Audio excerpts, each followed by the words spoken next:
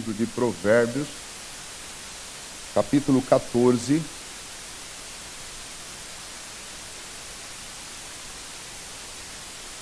Versículos 29 e 30.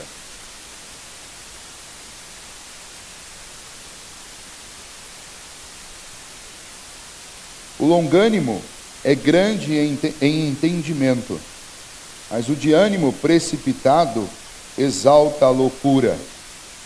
O ânimo sereno é a vida do corpo, mas a inveja é a podridão dos ossos. Vamos orar mais uma vez. Senhor nosso Deus, nós pedimos ao Senhor nesta hora que nos ajude a examinarmos a Tua palavra, para que possamos extrair dela aquilo que edifica, ó Deus, o nosso coração, de conformidade, ó Deus, com a inspiração do Senhor para estes textos. Portanto, pedimos que o Senhor nos ilumine, pois sabemos que toda a Tua palavra é útil para o nosso ensino. Então, suplicamos que nesta manhã o Senhor nos ensine através destes 2 versículos preciosos da Tua palavra e que o aprendizado deles possa nortear a nossa vida quanto ao nosso comportamento. Pedimos isso em nome de Jesus. Amém. Muito bem, esses 2 versículos de Provérbios, eles falam sobre um câncer terrível, chamado irritação. Câncer que mata mais do que aqueles cânceres biológicos, de natureza física, que se instalam por herança genética ou por alguma interferência externa de algum produto que consumimos ou entramos em contato, que matam o corpo. Este câncer aqui mata o corpo também. Mas não só o corpo, mas começa matando a mente e o coração. E terminam matando o próprio corpo, como o texto diz. E o nome desse câncer é irritação. Irritação é um assunto sério, é um assunto que precisa ser estudado, considerado por nós e precisa ser combatido por cada um de nós.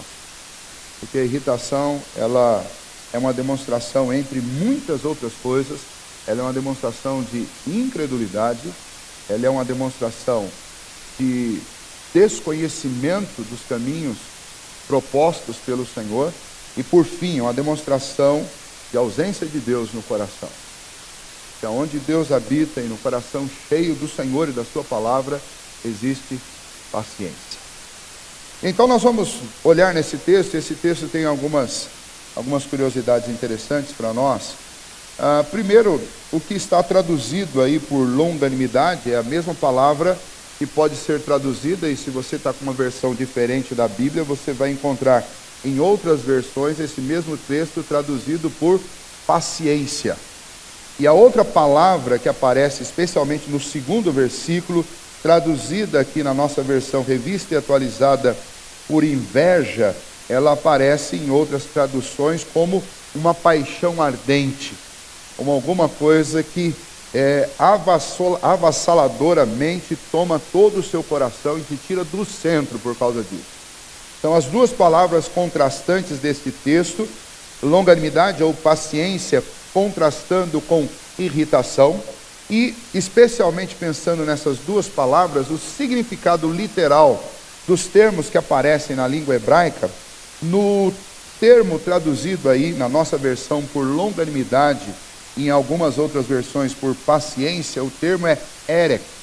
E esse termo, a tradução literal dele, para ser absolutamente justo com o texto, esse termo significa rosto longo, ou longo rosto. E a ideia é a ideia de um semblante que não se altera facilmente em face das circunstâncias. Um semblante que permanece relaxado e permanece num estado de tranquilidade. Uma outra tradução do significado seria relaxar o rosto. Agora flexionado em forma verbal, relaxar o rosto. Ou rosto longo ou relaxamento do rosto. Essas são as traduções literais para esse termo erek, que aí na sua Bíblia é traduzido por longanimidade, em algumas versões traduzido por paciência. É a ideia de que o humor do seu coração, o humor que está dentro de você, ele transparece em primeiro lugar no seu rosto. Alguém que tem um coração tranquilo tem um rosto longo, um rosto que não fica alternando a sua face, as suas demonstrações facilmente, mas é aquele rosto mais constante, mais relaxado, né? Em contrapartida, o outro termo que aparece aí no nosso texto é o termo para ânimo precipitado. Este termo, ele é traduzido também como espírito curto, ou um curto espírito, um curto humor. É a ideia de alguém que está constantemente mudando a face e mudando o humor por causa das coisas que acontecem ao seu redor. Então essas duas palavras, elas aparecem aí no versículo 29, né? E essas duas palavras têm a ver com esse contraste entre uma vida com paciência e uma vida com irritação, entre um rosto longo e relaxado e entre um espírito curto, entre alguém que realmente é longânimo e alguém que é absolutamente precipitado, que tem paixões ardentes, que é irritável. É interessante que a gente tem algumas expressões que são muito comuns na vida da gente, né? Principalmente usadas entre marido e mulher, lá na vida conjugal. Vê se não me irrita que hoje eu não estou com paciência. Não é assim? Olha, não fala comigo hoje, que hoje eu não tenho paciência. Ou quando você chega no trabalho e fala, gente, olha, não mexe comigo porque eu estou irritado. Não mexe comigo porque eu estou irritada. O que aconteceu? Meu marido já começou a me encher a paciência desde cedo. Ou seja, você já chega com o rosto transtornado. Tem aquelas ocasiões que você não fala nada, mas alguém olha para você e fala assim, nossa, fulano de tal está irritado, não mexe com ele hoje. Né? Ou fulana de tal está irritada, não mexe. Normalmente o pai fala isso para os filhos, né? Sua mãe está irritada, não provoca a fera, não mexe com ela. Né? Ou às vezes a mãe fala para os filhos, né? Olha, seu pai hoje, deixa ele quieto no canto dele, com o controle remoto, mexendo na televisão, porque ele está irritado. Então nós conhecemos essas expressões de paciência e de irritação, elas são comuns no nosso dia a dia. O que talvez a gente não conheça é o que a Bíblia diz sobre isso. E a Bíblia trata desses assuntos. E esse assunto, especialmente, é um assunto muito importante. Aqui o autor de Provérbios, ele vai fazer um contraste entre uma vida de uma pessoa longânima, de uma pessoa que tem paciência, de uma pessoa que tem um rosto longo, que tem um rosto relaxado, contrastando com a vida de uma pessoa irritada, de espírito curto, alguém que está sempre a ponto de explodir. No versículo 29, ele diz que o longânimo é grande em entendimento. É a primeira expressão. Mas essa expressão, aqui em Provérbios, é uma expressão de causa e consequência. A longanimidade, o rosto longo, a paciência, na realidade, ela é resultado do grande entendimento. Então, como é que você percebe que você está lidando com uma pessoa que tem muito conhecimento, que tem muito entendimento? Pelo rosto longo, pelo relaxamento do rosto. Uma pessoa tem, mais facilidade ela tem de permanecer estável diante das dificuldades da vida, mais paciente e mais longânimo. Portanto, o que se conclui? Que a impaciência, ela é provocada pela falta de entendimento. E é isso que esse texto está dizendo. Qual é o contraste entre uma pessoa que tem paciência e uma pessoa que é extremamente irritada? É a falta de entendimento. O paciente é aquele que conhece as circunstâncias da vida, ele conhece o seu passado, o seu presente, ele conhece o seu futuro, por causa da palavra de Deus, ele conhece quem governa as circunstâncias da vida, ele sabe sobre a soberania de Deus, ele sabe sobre o amor de Deus sobre a sua vida, ele sabe sobre os modos de Deus operar na nossa vida, e portanto, por causa desse entendimento, ele é alguém longânimo.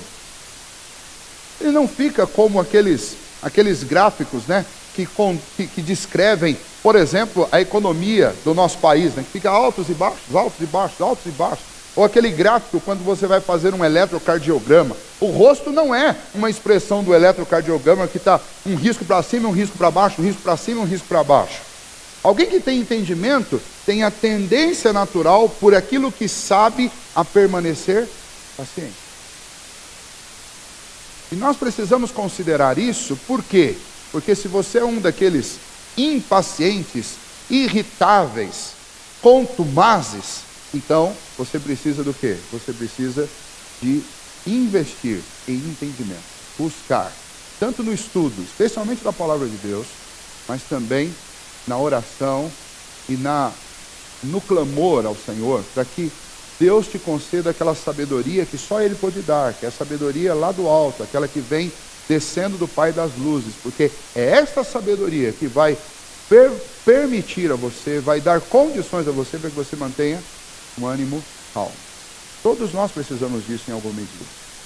Eu não acredito que exista ninguém aqui que seja um mestre nessa arte da longanimidade e da paciência. Todos nós estamos nesse processo. E nesse processo, todos nós carecemos do mesmo remédio, que é o entendimento. Nós viemos à igreja, talvez até você faça isso inconscientemente, mas você vem na igreja procurando ajuda. Você vem à igreja num domingo pela manhã buscando auxílio, buscando aumentar o entendimento a respeito de Deus e a respeito da vida, para que melhore o seu comportamento e a maneira de você interagir com as coisas. E este texto de Provérbios está dizendo isso. A pessoa longânime, a pessoa paciente, ela é aquela pessoa que adquire grande conhecimento. Por isso ela é longânima, por isso ela é paciente.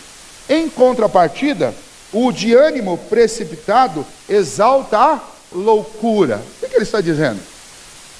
Essa pessoa que é precipitada e irritada o tempo inteiro é a pessoa que, por falta de entendimento, ela considera como a coisa mais verdadeira do universo as loucuras que ela ou enxerga na vida dos outros, ou ouve dos outros, ou ela mesma acredita. E por acreditar em loucuras, ela é descrita nesse texto como alguém que exalta, ou seja, o que dirige a vida dessa pessoa? São as coisas loucas que ela pensa, que ela imagina, ou que ela ouve dos outros. E por conta disso, ela está o tempo inteiro reagindo a essa loucura da vida. Então, se os ventos estão soprando para a direita, ela imediatamente muda de direção para a direita. Os ventos param de soprar, passam a soprar para a esquerda, ela imediatamente muda de direção para a esquerda. Todo mundo decide dar um passo atrás, ela dá também. Todo mundo decide dar um passo à frente, ela dá também. Ela é movida pela loucura deste mundo. Ela olha para você, imagina que você está pensando algo dela, e ela já reage àquilo que ela está imaginando. Ou seja, essa pessoa move completamente o seu humor e também o seu corpo em detrimento daquilo que ela loucamente calcula ser a verdade. E o resultado disso é catastrófico. Nós experimentamos isso de várias maneiras hoje em dia. O WhatsApp, por exemplo, é o manicômio do mundo. É o manicômio do mundo. Por quê? Porque o WhatsApp é o lugar onde você lê e interpreta a sua imagem e semelhança. Se você está num dia tranquilo e calmo, você lê tudo que escrevem lá com tranquilidade e com calma. Mas se você está num dia irritado, você coloca a voz de irritação com todo mundo que está falando com você. Aí a pessoa escreve um negócio lá, você fala, por que você está bravo? Aí a pessoa do lado de lá, não, eu não estou bravo, você que está bravo. Não, você está bravo sim, ó, você falou aqui em cima. E é aí que os grupos eles acabam, é aí que as grandes brigas começam, aí que amizades terminam. É um manicômio. Por quê? Porque o que rege a interpretação é a loucura, não é o entendimento. E assim também muitas conversas pessoalmente. Às vezes uma pessoa chega para conversar com você e ela chega de repente até brincando, mas como você está alterado quando você ouve e como você exalta a loucura, ou seja, exaltar a loucura significa que a minha interpretação sem entendimento, sem conhecer contexto, ela é a coisa mais importante. Eu estou exaltando essa loucura. Então quando alguém chega e fala alguma coisa, eu sem saber por que ela está falando, eu já tiro minha conclusão e já começo a atacar e isso vira uma briga constante. Pessoas irritadas são pessoas que, por falta de entendimento, elas estão sempre submetidas à interpretação louca que elas mesmas fazem da vida. E então essa loucura, ela é absolutamente destrutiva. E é esse contraste que ele está fazendo. Quem é você? Um cristão, alguém que teme a Deus, é alguém que por buscar entendimento e por receber do Senhor entendimento, é alguém que normalmente tende a ser mais longânimo e paciente. E com o passar do tempo, quanto mais experimentado nas Escrituras, e na relação com Deus se tornará alguém longânimo e paciente.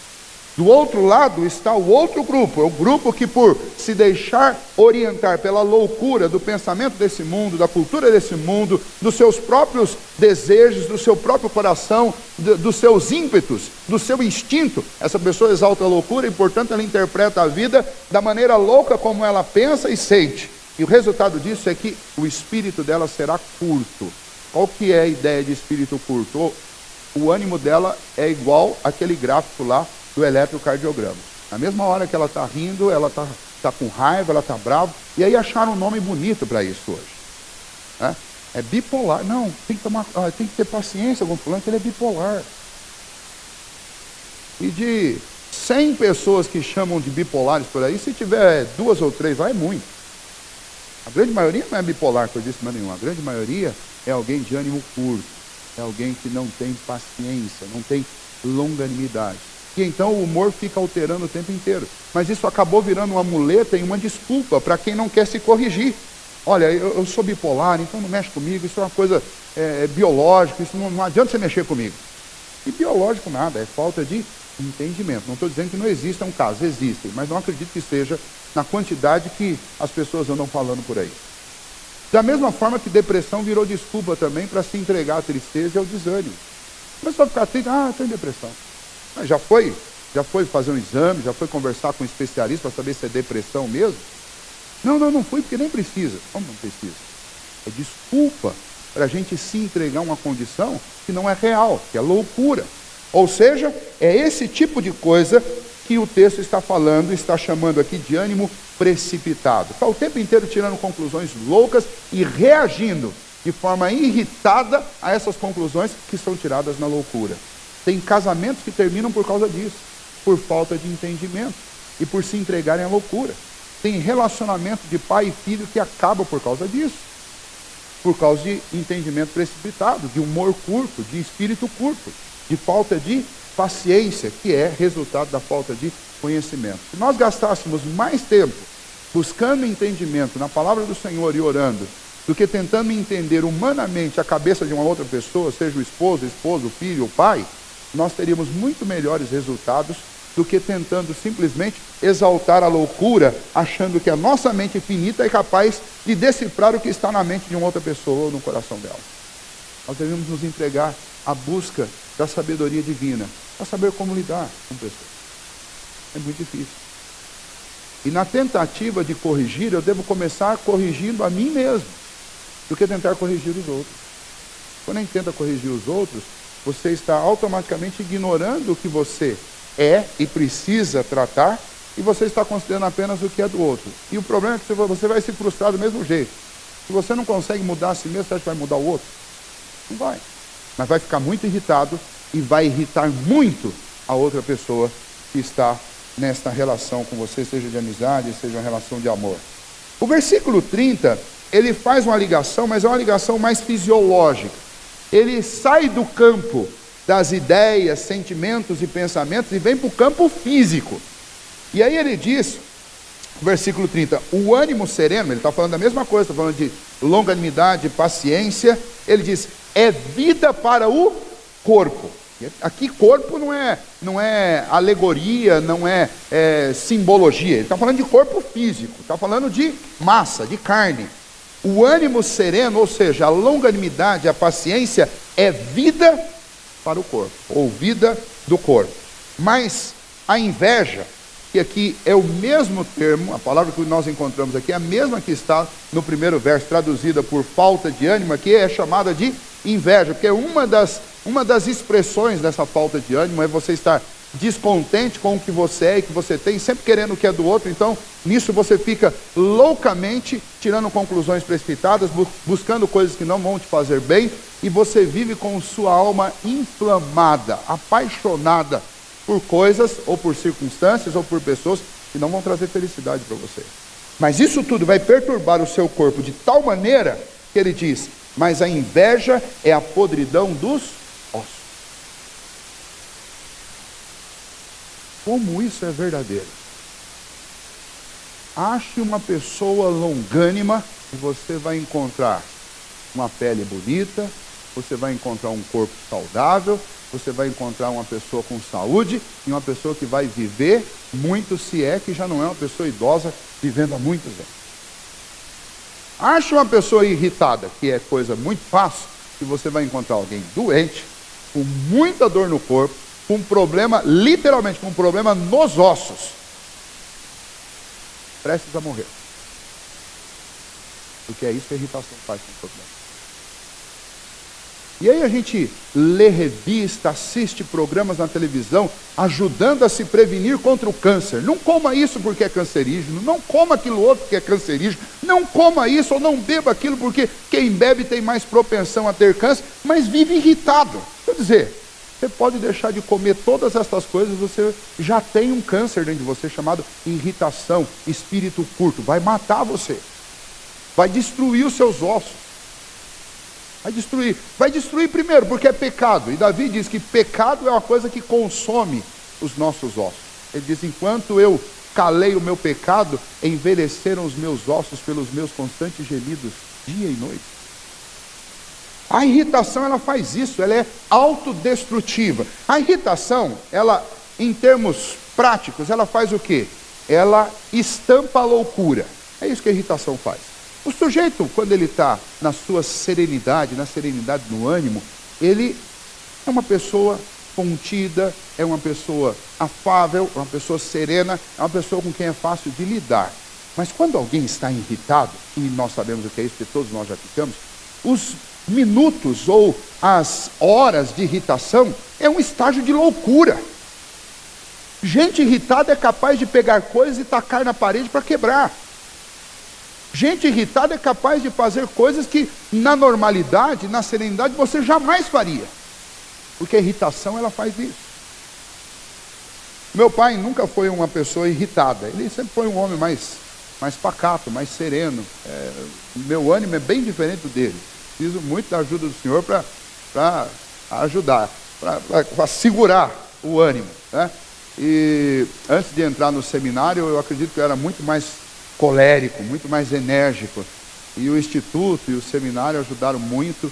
E a palavra de Deus é o que mais ajuda, sem dúvida nenhuma, porque aumenta a nossa capacidade de fazer uma leitura melhor do mundo, para não viver irritado o tempo inteiro. Mas, na minha casa, meu pai era o exemplo de temperamento longânimo, sereno, tranquilo. E eu lembro disso que eu vou contar para vocês, exatamente porque não era uma coisa comum, era muito difícil ver irritado. Então, quando ele eventualmente se irritava, era algo que marcava. Eu lembro de uma circunstância que meu pai era doceiro, ele criou a gente fabricando doce para vender para o comércio, né? Pé de moleque, paçoquinha, doce de leite. E ele fazia aquelas tachadas, aquilo era colocado sobre uma mesa, onde ele secava e depois ele vinha. Meu pai era muito meticuloso, gosta das coisas, igual o Josmar aqui com a linha do banco. Então ele colocava a régua e cortava aquilo certinho. Você podia pegar 20 pedaços, colocar um sobre o outro, era milimetricamente igual. E eu lembro de um dia que ele estava chateado por uma série de coisas lá, eu ainda era novo, não lembro porquê, mas ele estava muito irritado, muito irritado. E ele preparou uma mesa de doce e depois estava preparando a outra, e o primeiro não secou, e eu, depois que ele cortava tudo, eu era o responsável de puxar aquilo, levantar e colocar em pé numa plataformazinha para que o doce terminasse de secar, esfriasse para ele fazer os pacotes. E aí eu comecei a tentar tirar o doce mole lá para ele, e falar, pai, não tem jeito, tá mole isso aqui, não vai. E ele despejava esse doce em cima de um papelão. Quando o doce não secava, para arrancar aquele papelão de baixo, jogar aquilo no tacho de novo, era um trabalho infernal. Pai, não tem jeito. E ele lá mexendo, e eu vendo, ele tinha bigode, a gente falava que quando ele ficava nervoso, o bigode estatelava, né? Eu vi que o bigode dele estava estatelado. Eu falei, ele está muito bravo. E aí terminou outra tachada de doce e colocou, e o doce nada, e o doce não melhora. E eu sei que ele estava apurado, ele precisava fazer muita coisa. E eu estava tentando desviar dele, porque eu sabia que o negócio estava feio e ia estourar em algum lugar, né? Mas era incomum vê-lo aquilo. Aquilo começou a me deixar assustado, porque eu comecei a ver ele jogando um negócio para um lado, jogando um negócio para o outro. Eu sei que ele terminou de pôr outro doce e veio tirar aquele que estava mole, começou a tirar. Ele tinha muito mais habilidade, né? E tirava e colocava lá, e parecia que ele conseguia, eu não conseguia. Mas chegou uma hora que ele foi puxar e o papelão não desgrudou. Quando ele levantou, jogou aquele monte de doce no chão. Ele, num surto de ira, porque é isso que a irritação faz com a gente. Ele catou uma tábua de doce, eu não sei se ele estava achando que era que estava mole, tinham várias uma do lado da outra, e era uma que estava muito boa. Ele catou aquilo assim, eu lembro que ele virou, é um negócio muito pesado, é o peso de um tacho inteiro de açúcar. Ele virou aquilo que foi bater no alto da parede, assim, aquela tábua de doce, e eu fiquei assim, né, tatelado. É um surto de loucura. Depois ele catou a outra e jogou também, e virou as costas e saiu de lá. E ele foi, daí ele e minha mãe foram para lá, eu acho que minha mãe consolou ele, ajudou, ele estava muito pressionado por uma série de coisas. Depois ele veio pedir desculpa, porque o que ele fez para um menino de 11 anos foi uma coisa louca, uma loucura, aquilo, um negócio absolutamente doido. Eu achei que o meu pai tinha ficado completamente louco, ele perdeu o senso.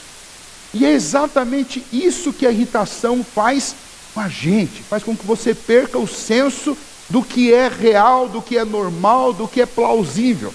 Pessoas irritadas, elas arrebentam carro, arrebentam celular na parede, copo. As mulheres, né, irritadas, saem da frente. Um copo na mão de uma mulher irritada é um perigo, é uma arma mortal, né? E isso acontece. Talvez não está acontecendo na sua casa, louve a Deus por isso. Mas a irritação, quando ela toma lugar no nosso coração, ela produz esse tipo de coisa. Uma vez, aconselhando um jovem aqui da nossa igreja, ele não está aqui hoje, pode ficar tranquilo, e eu não vou falar o nome dele, mas ele tinha sofrido uma desilusão muito grande amorosa, e isso foi durante a noite, né, que ele descobriu um negócio, deixou ele muito chateado, e eu peguei, que eles estavam numa festa de casamento, peguei ele com o meu carro e levei ele para a casa dele, e parei em frente à casa, e ele falando nervosismo, de repente ele levantou o pé, naquela época eu tinha um cadete, ele levantou a perna assim, e no surto de irritação, ele começou a chutar o painel do meu carro, e ele destruiu a parte da frente do painel. Eu falei, cara, para com isso, você está louco, o que você está fazendo? Ele, ô pastor, desculpa. Eu falei, desculpa não, você vai pagar pelo que você fez, rapaz. Uma coisa é dar aconselhamento, outra coisa é ser pastor, mas isso aqui é prejuízo material, você vai resolver meu problema depois. Hoje tudo bem, pode chorar. Mas ele destruiu a frente do painel. Depois ele falou, pastor, como que eu fui fazer aquilo? Eu falei, você fez porque é isso que a irritação faz com a gente. Ela tira você da sua normalidade. Tira você.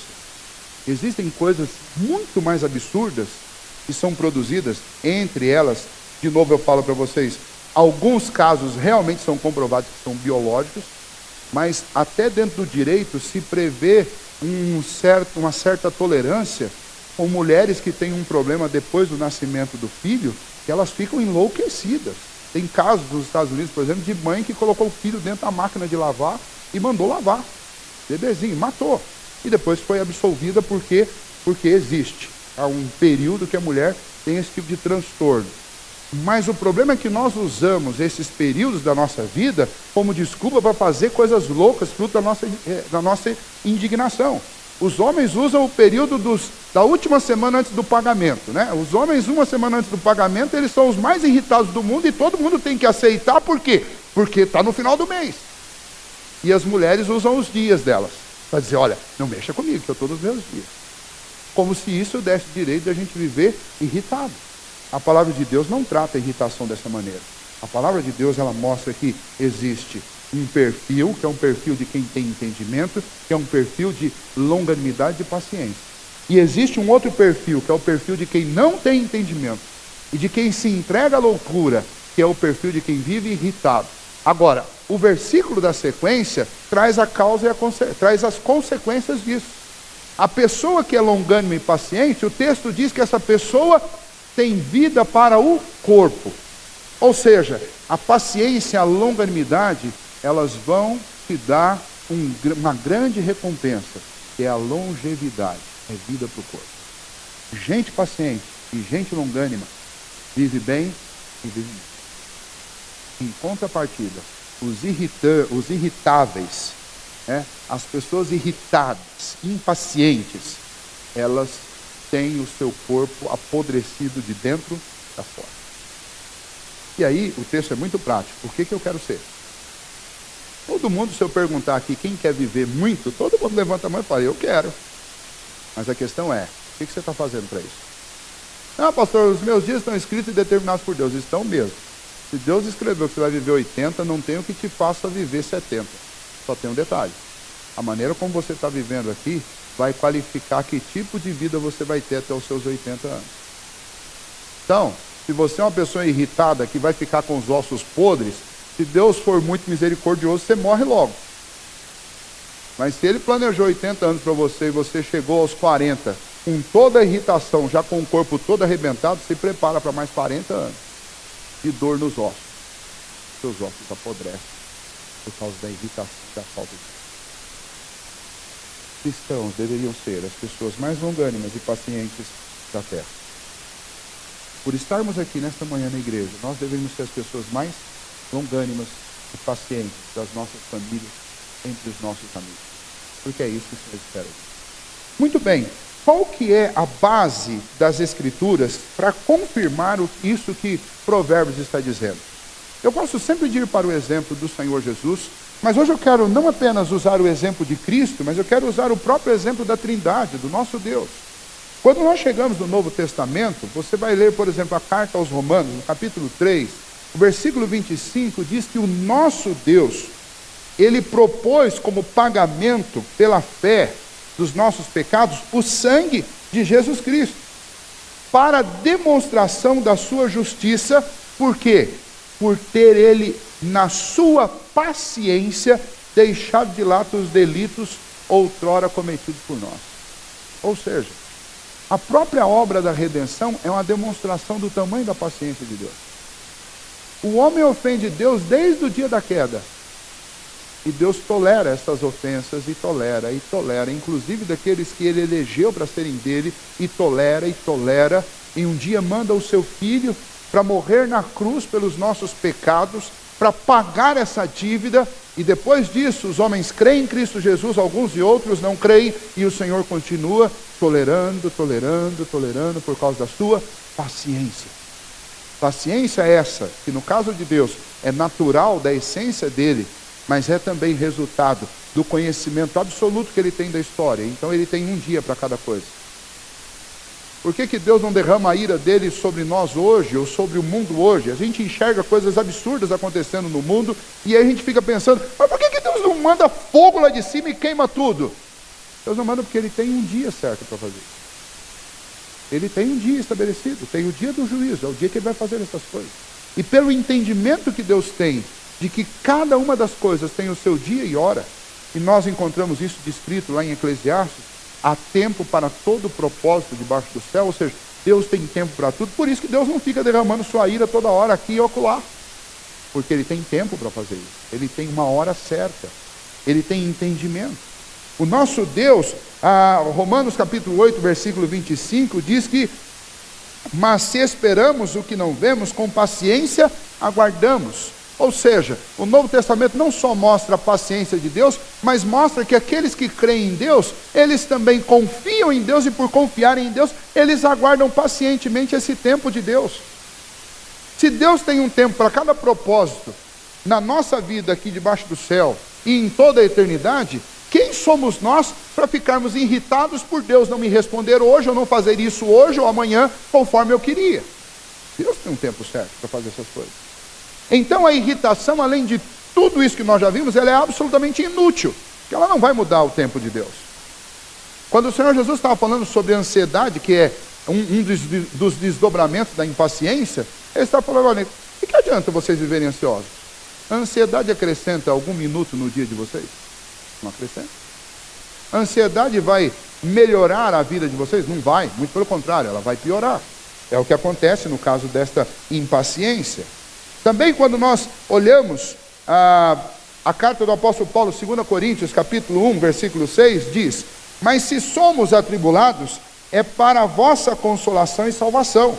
Ou se somos consolados, para a vossa consolação, é a qual se opera suportando com paciência as mesmas aflições que nós também padecemos. Os apóstolos estavam dizendo, gente, se a coisa vai bem conosco, é para o bem de vocês. Se ela vai mal conosco, é para o bem de vocês. E nós suportamos com paciência essas tribulações, porque esta é a proposta de Deus para a nossa vida. Quando eu fico impaciente com algo que está acontecendo comigo, em outras palavras, eu estou ficando impaciente com Deus. Porque quem é que promove todas as circunstâncias da nossa vida? É Deus. E no caso seu, no caso nosso, que somos filhos de Deus, cada circunstância que acontece na nossa vida, acontece por um propósito bom do Senhor. A palavra de Deus diz, todas as coisas cooperam para o bem daqueles que amam a Deus. Cada circunstância é uma ferramenta de Deus para nos ajudar. Mas quando nós não entendemos isso, nós nos irritamos. E a nossa irritação, antes de ser com as pessoas, ela é uma irritação com Deus. Porque é Ele que governa o universo. Quando alguém bate no seu carro, quando alguém entra na sua casa, quando alguém diz coisas que você não gosta de ouvir, você tem que lembrar que, em primeiro lugar, quem está governando esses eventos todos é o Senhor. Ficar irritado com eles é, entre outras coisas, ficar irritado com Deus. Além disso, nós olhamos também para textos que são extremamente confortadores para o nosso coração e desafiadores, como Tiago, capítulo 5, versículo 7, que diz assim: portanto, irmãos, sede pacientes até a vinda do Senhor. Eis que o lavrador espera o precioso fruto da terra, aguardando com paciência até que receba as primeiras e as últimas chuvas. Adianta um agricultor ficar irritado e ficar irado com a falta de chuva? A irritação dele vai fazer cair chuva? Adianta o agricultor chegar lá na sua lavoura e ver que as espigas de milho ainda estão muito pequenas? Adianta ele ficar irritado? Não adianta. Ele é obrigado a esperar até o dia da colheita. Porque senão ele não tem fruto. E a agricultura, ela é muito usada na Bíblia como ilustração para esse processo de paciência. Se existe um grupo de pessoas que são treinados na paciência e exercitados na paciência, são os agricultores. Ele tem que ir lá, plantar, e aí ficar carpindo, roçando, fazendo alguma coisa, mas não adianta. Não importa o quanto ele fique irritado, a planta não vai crescer mais rápido por causa da irritação. Assim, os processos disciplinares, os processos didáticos na nossa vida, promovidos por Deus, eles não vão ser mais curtos, mais rápidos, por causa da minha irritação. Neste caso, muito pelo contrário. Parece que quanto mais irritado a gente fica, o tempo passa mais devagar. Já perceberam isso? Você chega na fila de um banco, né, esperando para ser atendido, se você pegar um livro para ler, alguma coisa, e começar a utilizar bem o seu tempo, parece que passa muito rápido. Mas se você colocar os olhos naquele abençoado daquele visor, onde fica aparecendo a senha, aí parece que o tempo simplesmente para. Depois você olha no relógio, não, foi só meia hora, mas parece que foram 2. É a mesma coisa na igreja também. Quando o pastor começa a pregar, se você colocar o olho no relógio, uma pregação de 15 minutos vai parecer 1 hora. Mas se você colocar os ouvidos na palavra de Deus, uma pregação de 1 hora vai parecer 15 minutos. Isso é uma prova de que a irritação ela não resolve o seu problema, muito pelo contrário, ela piora muito a sua situação. Você ficar irritado com o seu filho por causa de um problema dele vai fazer com que você só enxergue esse problema. Você ficar irritado com a sua esposa por causa de algum defeito dela vai fazer com que você só enxergue isso nela e não enxergue mais nada. Se você colocar os olhos num defeito do seu esposo, vai fazer com que você só enxergue isso e não veja mais nada. E essa impaciência vai matar você, não vai matar o seu esposo. Se matar a sua esposa, tá bom, não vai matar o esposo, vai matar você. Porque a irritação é podridão dos ossos. É isso que esse texto diz. Então que nós tenhamos esta obediência ao Senhor, de sermos verdadeiros imitadores do Senhor. Imitadores da obra de Cristo Jesus. Terminando aqui com a obra de Cristo Jesus, pensem bem. Jesus, o Criador do universo, Deus de Deus, segunda pessoa da Trindade, ele deixou as mansões celestiais, ele deixou a glória do Pai e ele veio aqui e nasceu como um adulto? Não, ele nasceu como um bebê. O Senhor onisciente, onipotente, onipresente, ele se fez carne. Habitou entre nós. Começou o ministério dele com 1 ano de idade? Não. Ele teve que esperar para começar o ministério com 30 anos. Vocês acham que Jesus aos 20 anos já não tinha condição de fazer tudo que ele fez? Com 25? Com 28? Com 30? Chegou uma hora que até Maria estava impaciente. Jesus estava num casamento lá e acabou o vinho, e Maria chega para Jesus e fala: Senhor, acabou o vinho, eles estão na maior tristeza, você precisa fazer alguma coisa. Qual foi a resposta que Jesus deu para ela? Mulher, ainda não é chegada a minha hora. E mulher ali, não é como na nossa cultura, mulher ali é como se fosse: Senhora, minha mãe, ainda não é chegada a minha hora. Jesus vai dizendo: calma, tem tempo certo. Eu vou fazer alguma coisa, mas ainda não foi exatamente no momento em que ela pediu. Por que isso está descrito? Para demonstrar que até o próprio Filho de Deus foi exercitado na paciência. Depois a carta aos Hebreus, lá no capítulo 5, vai dizer que o próprio Filho de Deus, Jesus, aprendeu a obediência pelas coisas que sofreu. Ou seja, embora Jesus tivesse a natureza divina que lhe dá todas as perfeições, na sua natureza física, junta, unida à natureza divina, ele experimentou todos os processos naturais da nossa vida, com exceção do pecado. O processo de esperar, Jesus esperou. O processo de ser tentado e suportar, ele foi tentado, ele suportou, ele enfrentou esses processos que fazem parte da nossa vida. Mas em tudo isso ele foi paciente. Ele foi paciente. Imagine Jesus lidando com 12 homens que ele selecionou para serem os proclamadores do Evangelho, os apóstolos. E aí, quando Jesus traz esses homens para trabalhar com ele, tinha um que era melancólico, tinha outro que era sanguíneo, que falava mais do que devia, tinha um que era materialista, e aqueles que se passavam por agentes secretos, você nem ouve falar dele, ficavam lá sempre nos bastidores de longe, tinham os atirados. Jesus teve que lidar com esses homens durante 3 anos, teve que ajudá-los. No momento mais difícil da vida deles, chamou-os para orar junto, eles dormiram. E Jesus disse: cuidado, vigiai e orai, porque o espírito de vocês está pronto. Ou seja, vocês já foram convencidos da verdade, vocês sabem quem eu sou, mas a carne é fraca. Jesus teve paciência e ensinou a paciência. E nós devemos fazer a mesma coisa. Eu tenho certeza absoluta que hoje você já foi tentado a perder a paciência e talvez até perdeu. E tenho certeza mais absoluta ainda de que até o final do dia você terá muita chance de ficar irritado. Eu terei, nós todos teremos muita chance de nos irritarmos conosco, de nos irritarmos com os outros, com os nossos familiares, com a nossa casa. As mulheres que passam bastante tempo em coisa, tem coisa mais irritante do que casa. Casa é uma coisa irritante. Você arruma e está sempre desarrumado. Pia, tem coisa mais irritante do que pia. Você lava. Se você ficar o dia inteiro ali, você vai ficar o dia inteiro lavando. Casa é um lugar irritante. Trabalho, tem alguns trabalhos que são extremamente irritantes. Aquele trabalho que você faz. Olha, tem uma coisa que eu não queria ser na vida, é aqueles, não sei nem o nome que dá, mas alguns profissionais que trabalham no fórum, às vezes a gente vai lá no cartório, você vê aquela pia de processos, de todas as prateleiras. Eu falo: alguém tem que chegar aqui de manhã e tem que pegar, tem um objetivo de pegar pasta por pasta dessa daí, ler, carimbar, classificar. Esse negócio não tem fim. Vai ser terrível. Lá perto de casa tem um mercadinho que todo dia cedo, quando eu vou lá buscar as verduras, tem uma pessoa limpando os tomates e dando brilho nele. Eu falo: Senhor amado, isso sim é um exercício de paciência. Dando brilho nos tomates, arrumando a pia de tomate para que ela fique perfeitinha. O trabalho irrita. Convivência. A palavra de Deus diz que quando o nosso coração está cheio de entendimento, que deixa a irritação de lado e passa a viver com paciência. Cuidado com esse câncer chamado irritação ou impaciência. Ele mata. E ele vai matar você. Vai arrebentar com os seus ossos. Contrapartida, paciência produz vida.